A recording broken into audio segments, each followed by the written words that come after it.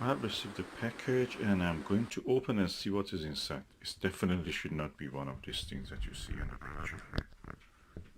It's just a box. Okay, let's see what is inside this.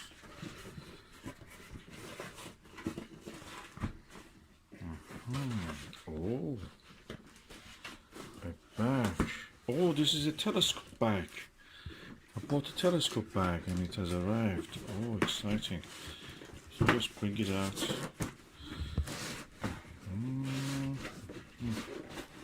Oh, it's quite long. Let me just put the telephone down and I will take it out and show you. Okay, this is a Geoptik bag. Big. Oh, inside is velvet. I have several of this.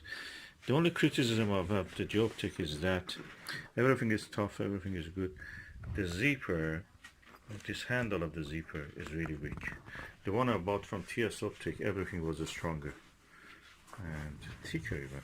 But anyway, this is good. This is good. I like this. The zipper, I have to be careful with that. That hook of it will may fall eventually. It was second hand. I bought it second hand, but it's good. Look at it. Nice size. Let me see if I can put a telescope inside. Beautiful trademark of Geoptik.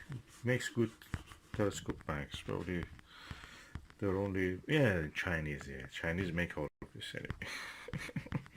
They're all made in China, and they're cheaper in China. So I have put my lovely Skywatcher 120 millimeter telescope, refractor telescope here, and I may wonder, just put another way, put a tripod or something else here. Oh, another telescope. I have a 102 Skywatcher. These are all short tube. They're very good, handy for using. So let me see.